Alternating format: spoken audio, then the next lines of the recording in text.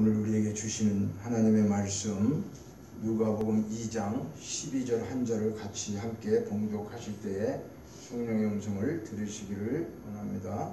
누가복음 2장 12절 한 절 말씀 같이 함께 봉독합니다. 너희가 가서 강보에 쌓여 구유에 누워있는 아기를 보리니 이것이 너희에게 표적이니라 하더니.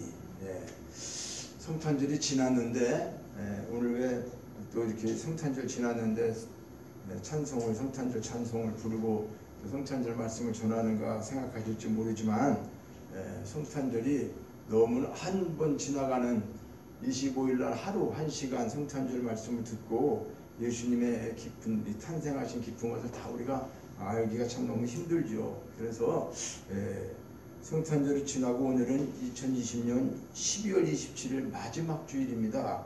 마지막 주일인데 이 뜻깊은 시간에 성탄절에 대한 말씀을 한 번 더 하고자 하는 것은 예수님의 탄생이 우리에게 얼마나 귀중하고 귀한 사건인지를 우리가 반드시 알아야 하기 때문에 오늘 말씀을 한 번 더 우리가 성탄절 지나갔으니까 끝나는 게 아니라 우리는 성탄절이 진정 어떤 것인가를 마음속에 심령 속에 우리가 늘 깊이 간직해야 된다고 하는 마음으로 이 말씀을 증거하고자 합니다. 그래서 본문 12절에 아기 예수가 우리에게 표적이다. 표적이라고 지금 말씀하고 있죠. 그래서 성탄절의 표적이라는 제목으로 말씀을 좀 전하고자 합니다. 성탄절의 표적이라고 하는 말씀. 너희가 가서 강보에 쌓여 구유에 누워있는 아기를 보리니 이것이 너희에게 표적이라 하더라. 천사가 아기 예수를 세 가지로 호칭하고 있는 것이 11절에 나와 있어요. 11절에 보면 오늘 다윗의 동네에 너희를 위하여 구주가 나셨다. 첫째 구주라고 말합니다. 구원의 주님, 그렇죠? 두 번째는 곧 그리스도 기름 부음 받은 자. 세 번째는 주신이라. 주라고 하는 것은 하나님을 의미하는 주를 지칭하고 있습니다.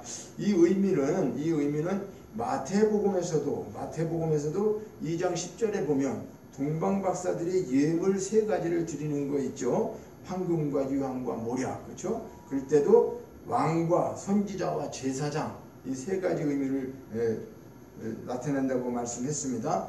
그러므로 이 천사는 베들레헴에 탄생한 아기 예수가 하나님이시며 동시에 그분이 사람이라고 하는 사실을 밝히면서 오직 강보에 쌓여 구유에 누인 아기만이 그들이 찾을 수 있는 표적이다, 이렇게 말씀하고 있는 것입니다. 자, 천사를 통하여 목자들을 위로해 주시고 그들이 찾아가야 될 분명한 표적을 주시고 있다고 하는 건데요. 이 표적이라고 하는 것은 헬라어로 세메이온, 표징, 표시, 이적, 증거, 어떤 상징, 뭘 드러나게 하다. 이 표적이라는 것이 그런 여러 가지 그 의미를 갖고 있어요. 그래서 성탄절의 표적은 우리들의 신앙생활에 증거와 표징이 되어서 예수 그리스도를 알지 못하는 자들에게 우리들이 예수님의 뭐가 되어야 될까요? 표적이 되어야 되는 거죠.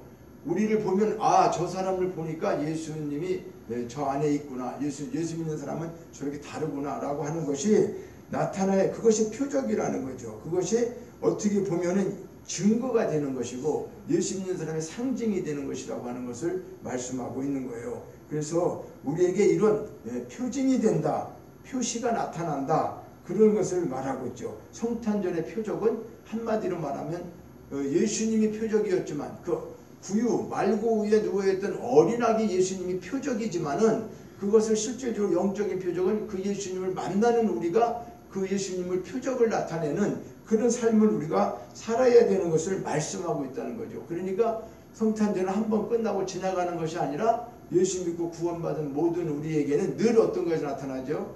예수님의 표징을 우리가 나타내야 되는 사람들이라고 하는 것이 얼마나 중요한 것인지 모릅니다. 그래서 본문에서 예수님의 탄생 소식을 누구에게 이렇게 먼저 알려주셨는가? 우리가 8절로 9절을 한번 보겠습니다. 2장 8절로 9절을 보면은 그 지역에서 목자들이 밤에 밖에서 자기 양떼를 지키더니 주의 사자가 곁에 서고 주의 영광이 그들을 두루 비추매 크게 무서워하는지라. 그러면서 10절에 천사가 이르되 무서워하지 말라. 보라 내가 온 백성에게 미칠 큰 기쁨의 좋은 소식을 너희에게 전하노라. 누구지요? 8절에 그 지역에서 목자들. 그러니까 예수님이 유대 땅에 오실 때에 그 지역에 목자들이 있었다는 거죠. 그래서 여기서 목자라고 하는 것은 양치는 사람들을 일컫 말하잖아요. 근데 그 당시 목자라고 하는 직업은 유대인들 중에 직업에서 가장 천한 직업이었어요. 그러니까 대우받지 못하는 직업, 직업에 귀천이 없다고 하지만은 어때요? 직업이 좀 그래도 사람들이 좀 우러러보는 직업이 좀 있죠, 그죠? 직업도 물론 귀천이 없다고는 해요. 그런데 그때 당시에 유대인들 중에서는 가장 천한 직업에 속한 것이 양을 치고 목자 이런 사람이었다 그 말이죠. 근데 하나님의 복음, 예수님의 태어난 기쁜 소식, 이 세상에서 가장 귀한 기쁜 소식을 맨 먼저 그들에게 사회적으로 천대받고 정말 보잘것없는 그런 사람들에게 먼저 전해졌다는 사실에 우리는 이것을 깊이 의미해 봐야 되는 거죠.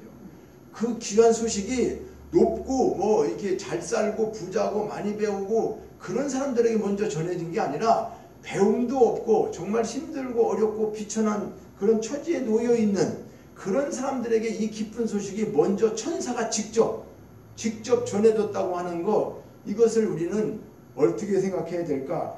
아기 예수님이 탄생한 거, 그 목적. 오늘 우리가 어떻습니까?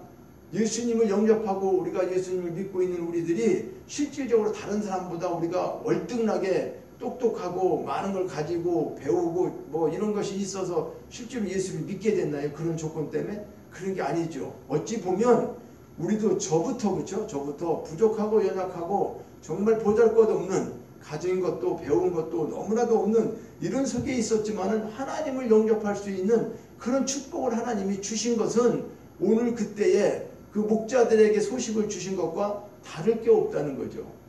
오늘 우리가 이렇게 예수 믿는 것이 이거 뭐 현찮은 사람들, 아무런 여기도 없는 사람들 아니죠. 우리는 그래요. 우리는 자격이 그런 사람인데 이 복음이라고 하는 것이 첫 기쁨의 소식은 하나님께서 예수님을 이 땅에 보내신 것보다 더 귀한 사건이 없다고 그랬죠. 지난 시간에. 그런데 그 소식을 그런 자에게, 우리 같은 사람에게 이 소식을 전해주셨다고 하는 거, 이것은 하나님의 무한하신 사랑과 은혜를 입은 사람들이라고 하는 사실을 우리는 반드시 이 시간 이 말씀을 통해서 믿으시기를 원합니다. 그래서 이 목자들이 처음 목격한 사실은 천사가 나타나니까 얼마나 무서웠겠어요. 사실 들에서 양을 치고 있는데 밤에, 그죠? 밤에 겨울이라고 지금 하면은 뭐 우리나라는 눈도 오고 뭐 그런 겨울 아닙니까? 그렇게 추운 곳에서 있는데 그때에 이 주의 사자가 하나님의 영광으로 두루 비추니까 얼마나 무서웠겠냐고요.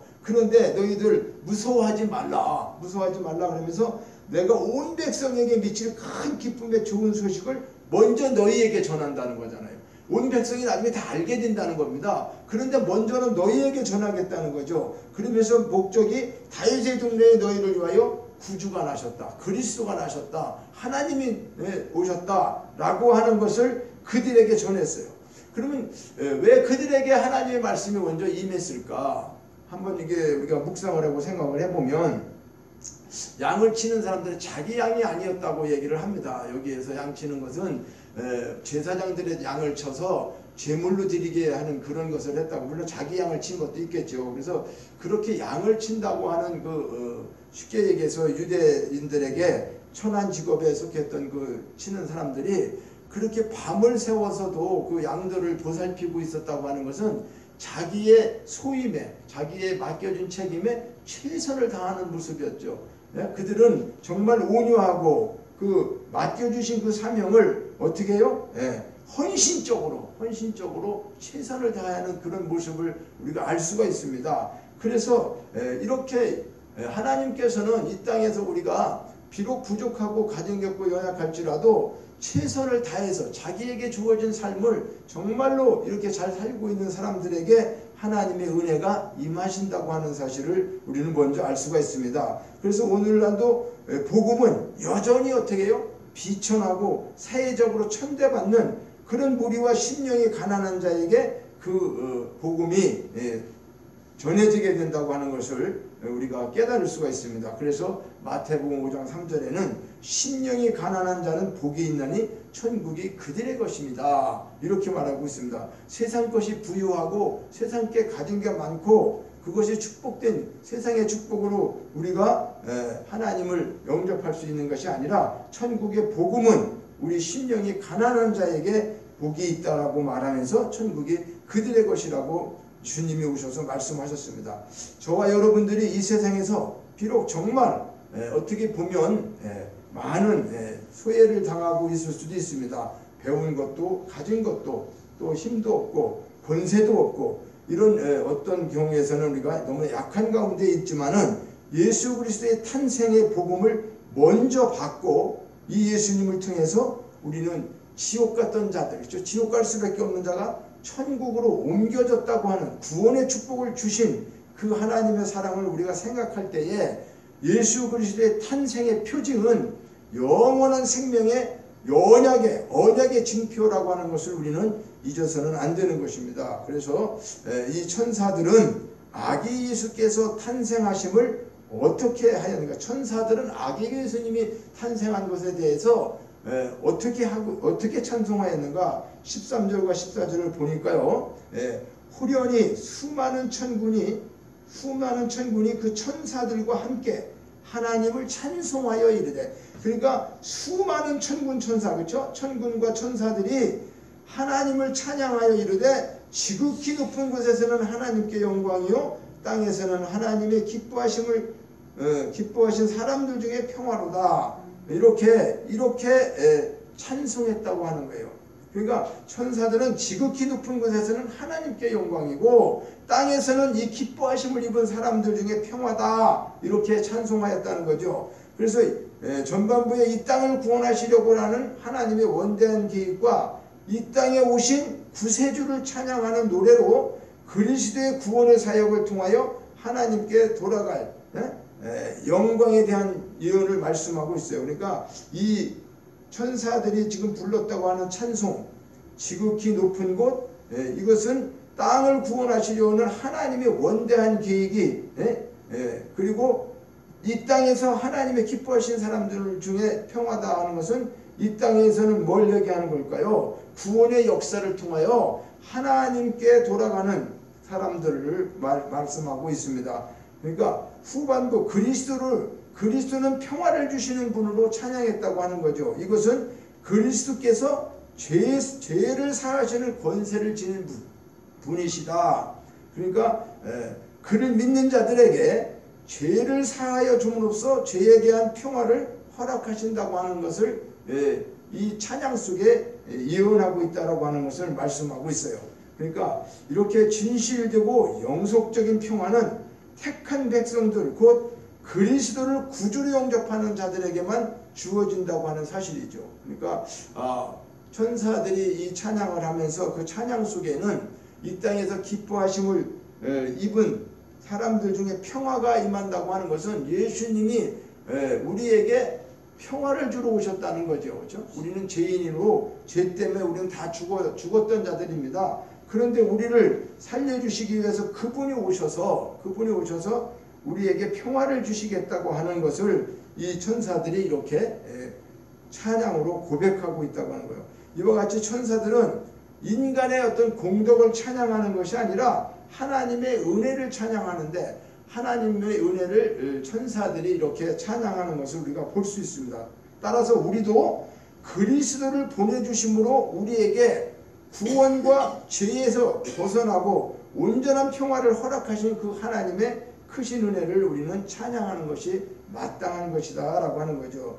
그리고 이제 두 번째로 보면, 그러면 목자들은 아기 예수에 대한 천사들의 소식을 듣고 그들은 어떤 행동을 했을까요? 어떤 행동? 자, 목자들에게 귀한 말씀이 기쁘다 구주 오셨네라고, 그렇죠? 주님이 이 땅에 큰 기쁨의 좋은 소식을 전하니까 그 소식을 받은 목자들은 어떤 행동을 했느냐 그 말이죠. 자, 그들은 15절과 17절에 나오는 말씀인데, 천사들이 떠나 하늘로 올라갈 때에 목자가 서로 말하되, 자, 이제 우리 베들레헴으로 가자. 거기 가서 주께서 우리에게 알리신 바 이루어진 일을 보자 하고 빨리 가서 마리아와 요셉과 구유에 누인 아기를 찾아서 그를 보고 천사가 자기들에게 이야기한 아기에 대해서 말한 것을 전하자. 이제 이렇게 그들은 말하고 있는 거죠. 그러니까 자, 그들은 천사가 가르쳐준 표적대로 빨리 가서 마리아와 요셉과 구유에 누인 아기를 찾아서 천사가 그들에게 말한 사실을 전하자는 거죠. 그러니까 여기서 빨리 가자는 건 뭐요? 지체하지요 말고 즉시 가자는 거잖아요. 그렇죠? 우리나라는 빨리빨리가 유행이라며 뭘 하든지 빨리빨리 하잖아요. 빨리빨리 해달라고 그러죠. 음식점 가서 식사를 하면서도 그저 우리나라 성격이 다 급해서 그런지 하여튼 빨리빨리를 해야 돼. 근데 여기서 빨리 가서라고 하는 것은 지체하지 않고 즉시라고 하는 의미를 갖고 있어요. 아, 그러니까 목자들은 천사의 소식을 듣고, 그죠? 기쁨의 소식을 듣고 이제 천사들이 떠나게 되고 난 이후에 그들이 행동한 것은 뭐냐 그 말이에요. 그들이 행동한 것은 빨리 가서 지체하지 않고 이 소식을 전하겠다는 거잖아요. 그리고 두 번째는 이처럼 목자들은 천사가 가르쳐준 표적만 믿고 지체함이 없이 행했대. 그럴 때 그들은 어떻게 해요? 그리스도를 만날 수 있었다고 하는 사실입니다. 자, 이와 같이 그리스도를 만나는 것은 결단이 필요한 거죠. 결단이 필요한 거예요. 우리도 목자들과 같이 순수한 믿음과 겸손과 완전한 섬김으로써 주를 찾을 때 주님께서는 우리의 친구가 되시고 우리를 만나 주시게 된다고 하는 겁니다. 우리가 동방박사도 지난 성탄절날 말씀을 드렸지만 우리가 예수를 정말 믿는다는 것은 결단이 없이는 믿을 수가 없죠. 동방박사들도 예수를 만날 때 자기들 하던 모든 것들을 다 어떻게 해요? 뒤로 하고 그 예수님 별을 보고 그 산 넘어 물 강물 건너 이렇게 수많은 길을 정말 왔다고 하는 그런 것을 말씀드린 것처럼 오늘 여기 아기 예수를 또 만나게 되는 목자들도 그 귀한 소식을 듣고 그들은 어떻게 해요? 예수님을 만나러 가는 결단을 하게 되는 것을 보죠. 빨리 가서 마리아와 요셉과 구유에 누인 아기를 찾아서 그들에게 천사가 말하는 것을 전해야 되겠다라고 하는 그런 마음으로 지금 가고 있는 것을 보게 됩니다. 그래서 우리가 이 세상에서 예수를 우리가 영접하는 데 중요한 것은 우리의 생각이나 이런 모든 것들을 어떻게 해야 되죠? 바로 내려놓고 세상적인 거 다 내려놓고 오직 주님의 말씀에 순종하는 것, 그것만이 주님을 직접 우리가 만날 수 있는 그런 은혜를 누리게 된다고 하는 것을 말씀하고 있어요. 자, 그러면 목자들은 이제 아기 예수를 보고 난 다음에는 어떤 마음으로 돌아갔는가? 그들은 천사가 말했을 때 모든 것을 두고 베들레헴으로 빨리 가서 그 이루어진 사실을 그들에게 전하면서 그리고 난 이후에 목자들은 어떤 마음으로 돌아가게 되는가? 20절을 보겠습니다. 2장 20절을 보면 목자들은 자기들에게 이르던 바와 같이 듣고 본 그 모든 것으로 인하여 하나님께 영광을 돌리고 찬송하며 돌아가니라. 예. 자, 그들은 자기들이 목격한 모든 것, 그렇죠? 천사가 가르쳐주고 알려주시고 한 그런 것들이 일치한 것을 깨닫고 난 다음에는 하나님께 영광을 돌리며 찬송하며 돌아갔다. 이렇게 말씀하고 있어요. 자, 목자들은 구세주, 그리스도, 주, 그렇죠? 예. 이들도 여기 세 가지를 말씀하고 있는데 삼위일체 하나님, 또 예수 그리스도 그분 하나님을 말씀하고 있죠. 그러니까 이 예수님은 지금 구유에 있는 아기라고 하는 사실이지만은 그 아기만이 아니라 그 아기는 구세주가 되시고 그리스도가 되시고 하나님이라고 하는 사실을 깨닫고 알을 때에 그것을 우리가 예수님을 믿을 때요, 만약에 이들이 예수님을 만나러 갔더니 좋은 곳에 있는 게 아니고 지금 어디에 있어요? 구유에 있어요. 구유에 있고 그 마구간이에요.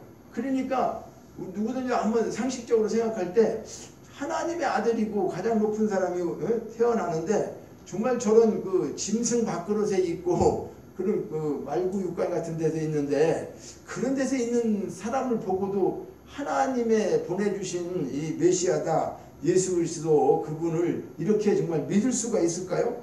그런데 그들이 믿을 수 있는 건 환경을 보고 믿는 게 아니라 천사가 뭐라고 그랬죠? 천사가 야 너희가 가서 강보에 쌓여. 강보라는 게 그냥 그 뭐 이 옷 그런 거죠. 이렇게 뭐 천고요. 천 같은 거 그걸로 다 쌓여둔 거죠. 그래서 그걸로 이렇게 두루로 말아가지고 이제 이렇게 올려놓은 거랑 똑같은 거죠. 그렇죠?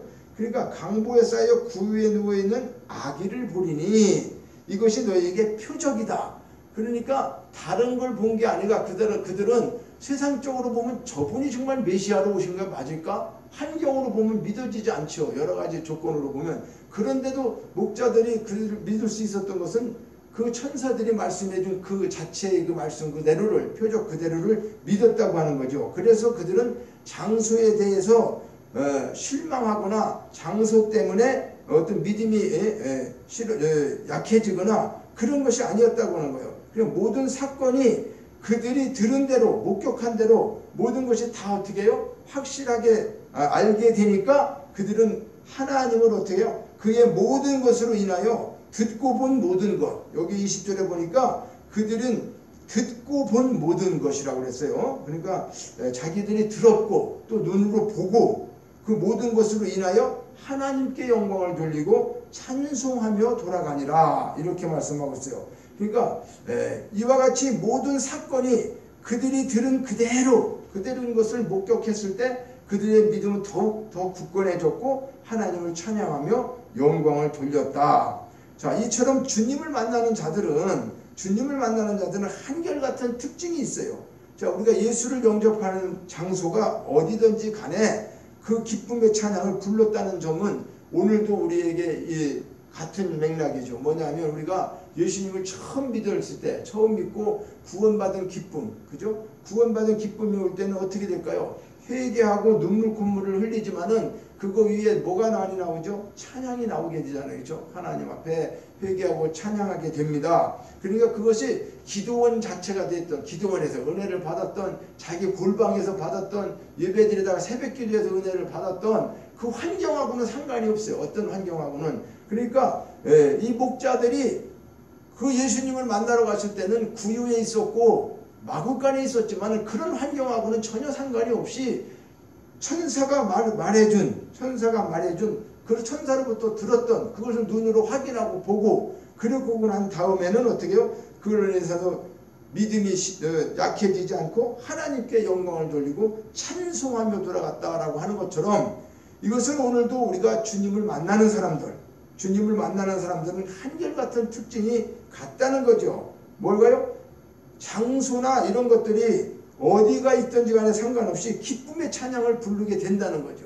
예수님 만나고 기쁨의 찬양이 없을까요? 예수 만나면 찬양이 있죠. 그렇죠? 눈물 흘리고 콧물 흘려도 찬양도 어떤 찬양? 나 같은 죄인을 부르던 기쁘다, 뭐 정말 주님 나를 살려주, 여러 가지가 다르겠지만, 사람마다 다르겠지만은 결론적으로 예수를 만나고 난 사람들의 저기는 목자들이 찬양하며 돌아가는 것처럼 우리가 찬양을 하게 된다고 하는 거예요. 이런 점에서 성도들도 이 신령한 기쁨이 삶을 계속해서 지배하도록 해야 된다고 하는 것을 오늘 이 성탄절 두 번째 말씀으로 말씀하고 있는 것은 성탄절의 표적은 우리가 그런 것들이 우리 삶 속에 계속 이루어지기를 원하는 것이라는 거죠. 그래서 로마서 15장 13절에 보면 소망의 하나님이 기쁨과 평강과 믿음 안에서 너희에게 충만하게 하사 성령의 능력으로 소망이 넘치게 하시기를 원하노라. 자, 이 말씀은요, 우리가 이제 2020년도도 얼마 남지 않았습니다. 이번 주면 이제 새해를 맞이하게 되는데요. 그죠? 그런데 소망의 하나님이 기쁨과 평강과 믿음 안에서 너희에게 충만하게 하셔서 성령의 능력으로 소망이 넘치게 하시기를 원하노라. 이것이 사실은요, 하나님이 우리에게 원하시는 거예요. 그리고 우리 모두는 이런 축복을 받아야죠. 소망의 하나님이 기쁨과 평강과 믿음 안에서 너희에게 충만하게 하셔서 성령의 능력으로 소망이 넘치기를 원한다. 이 세상에 소망이 믿지 않는 자들, 하나님을 모르는 사람들은 세상 속에 있겠죠. 부귀영화에 대한 소망이 있겠죠. 출세하고 잘되고 권세, 이런 모든 것들이 본인에게 어떤 소망이 될지 모르지만 믿는 우리는, 하나님을 만나고 예수님을 만나는 우리는 뭘 얘기하는 거죠? 하나님이 주시는 기쁨, 하나님이 주시는 평강, 이것은 우리가 생각하는 것처럼 세상에서는 어떻게 보면 환난 속에 들어가죠. 그죠? 그게 참 아이러니한 거예요. 우리가 이 세상에 예수 믿는 순간에 아픈 사람이 고쳐지고 사업도 망한 사람이 뭐 잘 되고 모든 것들이 다 잘 이루어지고 그러면 예수 믿기가 좀 쉬울 거예요. 그래도 예수 믿으니까 저렇게 다 바뀌어졌어. 이렇게 사람들이 하면은 예수 믿는 게 좀 쉬워질 텐데 아니야. 예수 믿는 사람들이 더 힘들고 어렵고 그런 부분들을 보게 되고 믿으면서 그걸 체험하게 된단 말이죠. 그러다 보니까 사실은 이거 이제 하나님 믿으면서 이거 맞는 거야? 이런 것들을 자꾸 우리가 마음속에 갖게 될 때도 있어요. 그런데 오늘 성경은 뭐라고 말씀하냐면 성경은 믿는 자들을 위로하시고 구체적인 삶의 방향을 제시해주고 있다고 하는 거예요. 그러니까 우리가 예수님이 표적인 것처럼 이제 예수를 만나서 사는 우리들은 지금 소망의 하나님이 기쁨과 평안과 믿음 안에서 우리에게 충만하게 하시는데 그건 성령의 능력으로 소망이 넘치게 하시는 거란 말이죠. 그러니까 세상 것으로 넘치는 게 아니고 하나님이 주시는 소망으로 우리가 넘치게 되는데 그렇게 된 자들은 성령이 우리를 끝까지 인도하시는데 어떻게 하신다? 주의 말씀이 내 발에 등이 되고 내 가는 길에 빛이 되어서 우리를 끝까지 인도하신다고 하는 그것이 표적이라는 거죠. 그러니까 예수를 만난 사람은 물론 그 목자들이 구유에 가서 그 마리아가 있는 그곳에 가서 만난 것처럼 만나고 돌아왔지만 우리들은 지금 그렇게 예수를 만난 게 아니잖아요. 그렇죠? 우리는 지금 오신 예수님을 만나는 사람들은 어떤 표적을 갖고 사느냐? 하나님의 말씀을 이제 접하게 되니까 하나님으로 요한복음 1장 1절에는 태초에 말씀이 계시는데 그 말씀이 하나님이시라고 그랬잖아요. 그러니까 하나님이 우리에게 오셨어요. 그런데 그 말씀이 하나님인데 우리가 이제 하나님을 영접하고 믿게 된 사람들은 어떤 표적으로 살아가느냐? 말씀의 표적을 갖고 살아간다는 거죠. 말씀의 표적을. 그러니까 우리 가는 발에 등이 된다고 하는 것은 뭘까요? 이 세상은 어둡고 컴컴하고 진리가 없는 곳에서 우리는 하나님의 말씀이 진리가 돼서 내 가는 발에 등이 된다고 하는 거고 내 길을 훤히 비춰주는 빛이 되신다고 하는 거예요. 뭐가? 말씀이. 그러니까 예수님의 탄생은 우리에게 표적이신데 그분이 우리에게 주시는 표적이 뭐냐? 십자가에서 우리를 대속하신 그 표적이 뭐냐겠죠. 예수님이 오신 표적, 십자가에서 죽으신 표적, 또 부활하신 표적, 다시 오시겠다고 하는 약속, 이런 모든 것들은 우리에게 말씀으로 언약한 표시라는 거죠. 증거라는 거예요. 표징이라는 거예요. 그러니까 우리가 힘이 없고 연약한 우리들도 이 땅에선 다 죽죠. 사람들이. 그죠? 그런데 우리는 죽지만은 무슨 표적을 갖고 있어요? 부활의 표적을 갖고 있죠. 우리는 영원히 죽는 게 아니야. 예수님도 죽으셨다가 다시 3일 만에 살아나셨어. 그러니까 우리도 죽지 않는 거야. 이런 표징과 확실한 증거가 우리에게 있는 거죠. 그러니까 우리가 그렇게 살아가면, 그런 표적을 갖고 살면 믿지 않는 사람들은 어떻게 되는 거죠? 저 사람은 죽음도 초월하고, 그죠? 이 세상에서 감당할 수가 없는 믿음, 그죠?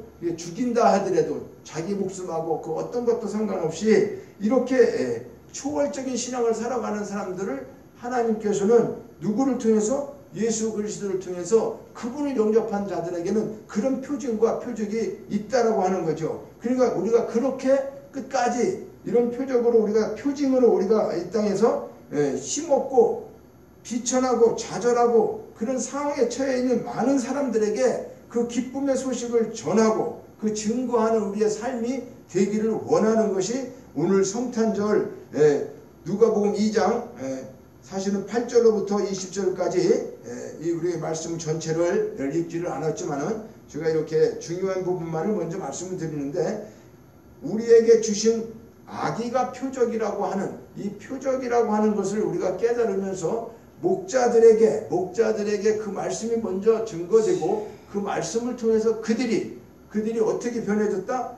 모든 것을 놓고 빨리 가서 지체하지 않고 그 소식을 전하고 확인하고 믿음으로 기쁨에 돌아설 때 하나님 앞에 어떻게 영광을 돌리면서 찬송하며 돌아갔다. 그와 마찬가지로 오늘 우리도 예수 믿기 전에는, 그렇죠? 예수 믿기 전에는 목자와 같이 우리가 힘드는 일들을 하고 있었을 겁니다. 나름대로. 그죠? 나름대로. 그럼 예수 믿고 나서는 힘들지 않느냐? 아니에요. 세상적인 일을 하고 있는데 하나님은 그런 일을 하지 말라는 게 아니죠. 너 양 치지 말라는 게 아닙니다. 양을 치고 있는 사람들이 최선을 다해서 자기 직업에 자기가 맡은 소임에 최선을 다하고 있는 그들에게 하나님은 늘 어떻게 해요? 복된 소식을 먼저 전해주시는 거죠. 다른 사람들보다도. 그래서 예수님이 오신 것은 이 복음이 전해지는 것은 그렇게 잘나고 세상적으로 멋있고 다 갖춰져 있는 사람들이 복음을 받기가 참으로 어려운 거예요.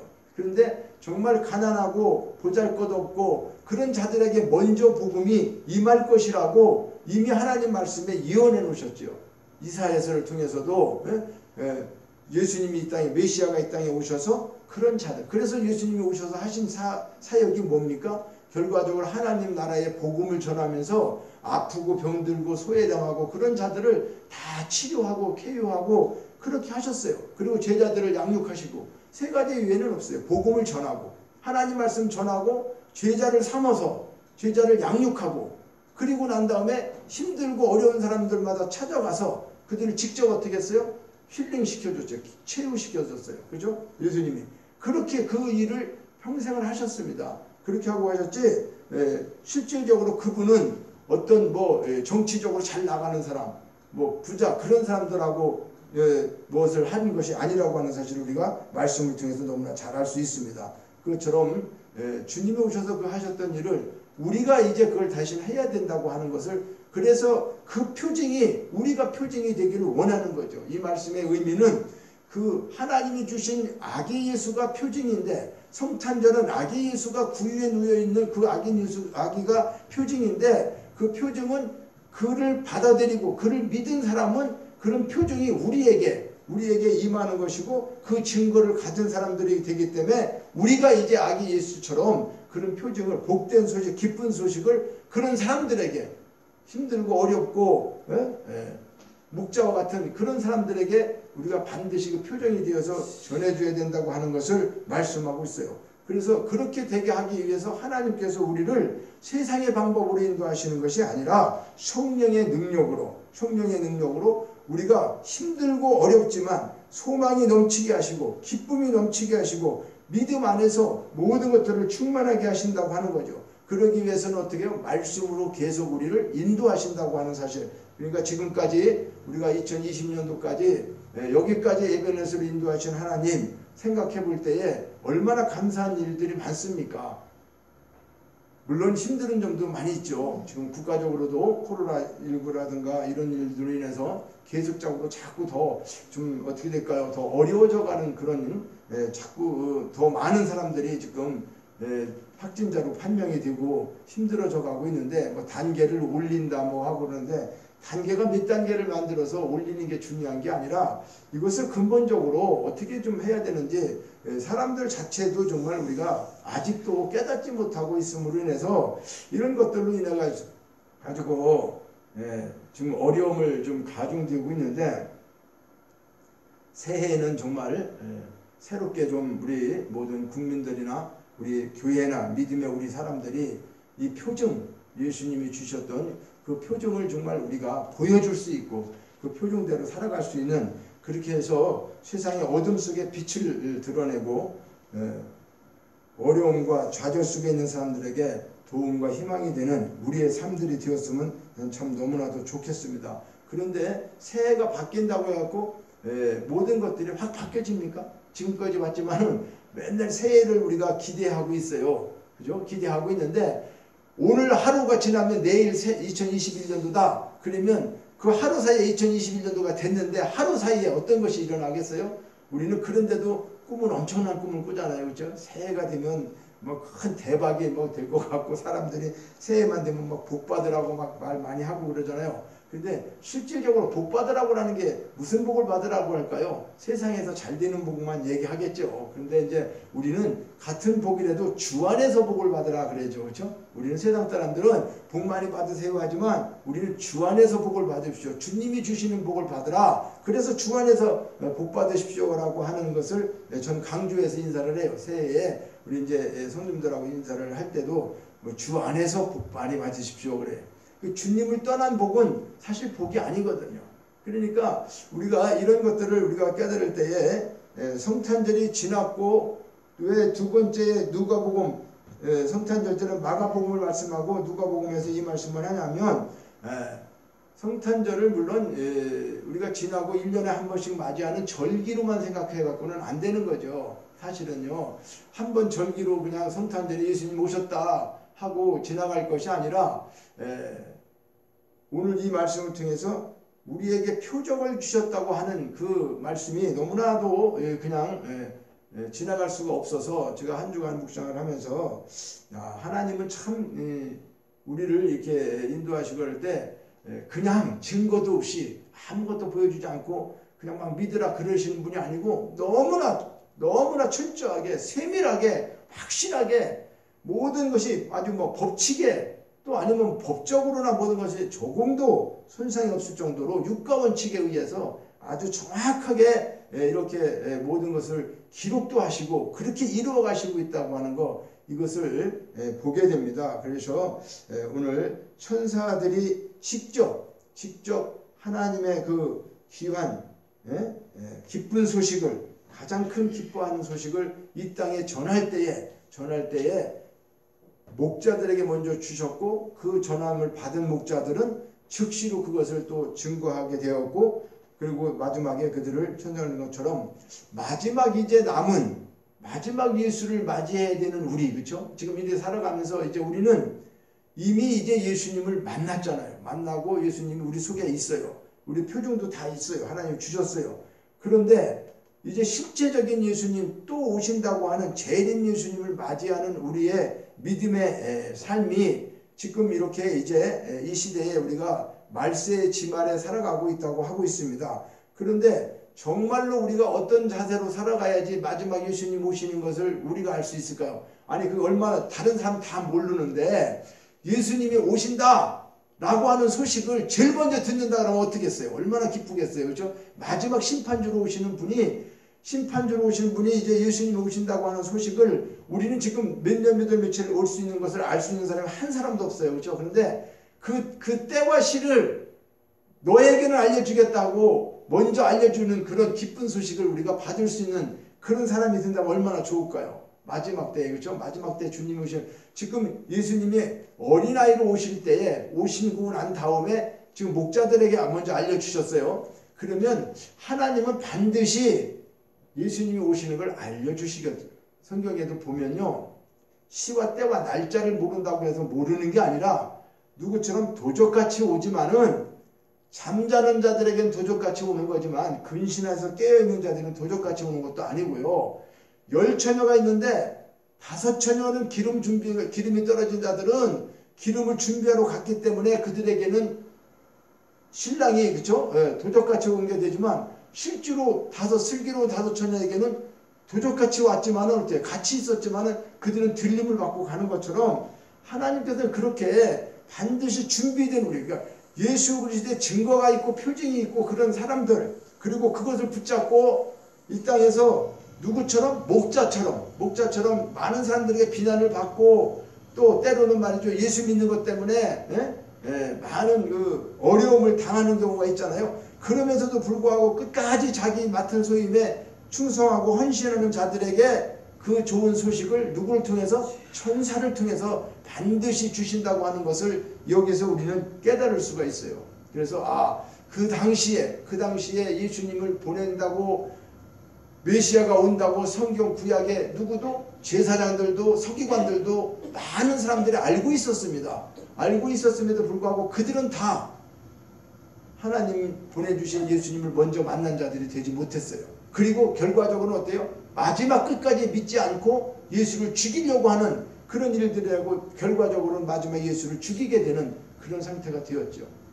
그러니까 오늘 우리는 이런 것을 깨달을 때에 다시 초림의 예수가 재림의 예수로 올 때의 상황이 똑같다는 것을 말씀하고 있어요. 역사는 계속 반복된다고 그러잖아요. 그러니까 우리는 이런 것을 깨달을 때 성탄절은 아기 예수가 오신 것만이 아니라 다시 재림 예수가 온다고 하는 예표를 말씀하고 있다고 하는 거죠. 그러니까 그러기 위해서는 우리가 어떻게 해요? 우리에게 커다란 증거를 갖고 또 우리 표징을 갖고 또 우리는 하나님이 인도하시는 대로 천사를 보내서 말하시는 것처럼 우리가 이런 말씀을 들을 때에 이 말씀을 통해서 증거하는 삶. 그러니까 목자들이 베들레헴으로 가서 야 우리가 이거 이루어진 것을 알아보고 빨리 알려주자라고 했던 것처럼 우리가 해야 될 일은 뭘까요? 이 소식을 들은 사람은 전도를 하는 것처럼 그렇죠? 복음을 전하는 것처럼 기쁜 소식을 어떻게 해요?